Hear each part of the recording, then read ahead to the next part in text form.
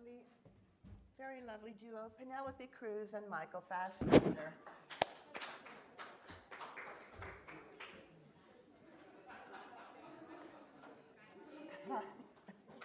Thanks.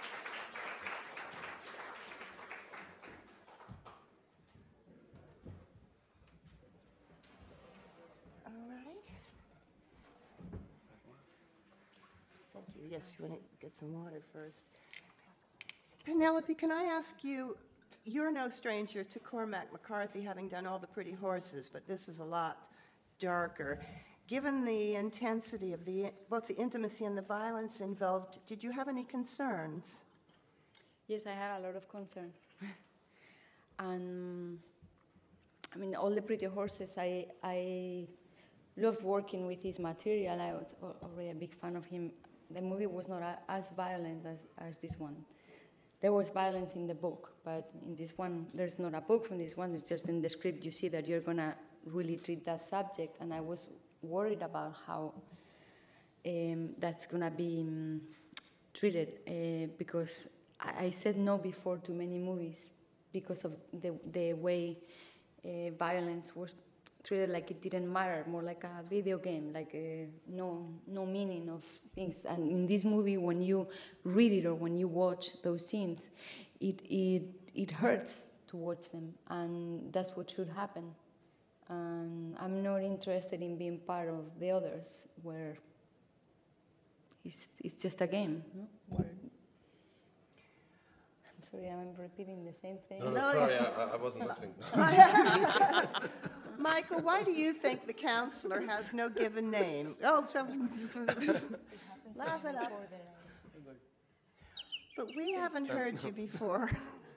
No, I'm just is it because he's like some everyman with moral choices and dilemmas that he has no name? Did you give him a name in your head? I did, yeah. But that's a secret. But yeah, I think it's just Cormac, sort of enjoying himself, sort of, just, I don't know. I always felt like there was something kind of old school about it, like The Man with No Name or something, Samurai, that's the film with Alain Delon. I just think, there's something about that central character, people always calling him the counselor and never having the name. It's just kind of a fun thing. But I never asked Cormac why. I didn't actually ask him really any questions to do with the script. I kind of figured that he's one of those guys that writes the story, and then he's like, well, it's up to you to sort of, take what you will from it. So I don't know. I just thought it was kind of one of those old school moments where you never get to hear never get to find out the central character's name. Also kind of gives him a sort of everyman quality, I suppose, as well. Now, who's got a question? Yes, ma'am. Wait for the mic, thanks. Michael, this character, you said there's no name, so you have to find out who he is. You must have asked a lot of questions to yourself. Who is he?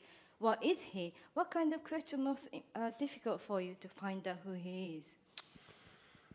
Well, I suppose at times, looking through the story and his actions and the way he talks, it was like I said to myself, he can't be that naive, being a lawyer and being in this situation, being on the border. And so that was the sort of main thing that I had to sort of grapple with. So I put it down to arrogance, that he basically thinks he's smarter than he is. And I always thought of it kind of like a poker game, like he's spent too much time looking at his own hand and not trying to read the other players, and he goes through it quite blind. So when things start to really go wrong, he's totally unprepared for it, and it catches him. It definitely sort of blindsides him. But again, this need that he has to sort of have expensive things in his life, I think there was something kind of relevant about that, I thought, in the present day, the way we live in sort of capitalist Western society, that we're told that, we should have all these expensive things around us. It's going to bring us happiness, respect from others, perhaps acceptability, whatever it is. And because of that, really, he's put himself in a dangerous position and put Laura in a dangerous position just because he has this insecurity about himself and feels like he needs to ascertain all these things that they'll bring him something extra. Do you think the moral teaching is one of the key of the part? The moral teaching is what? Is an important subject for your character? You know what? I never really want to be any way moral dictator or give any moral lessons to anybody. I just don't think it's cool, and I don't think it's my job. But if people can go away and question their own morality and question their lives through what they've seen in a film, that's great.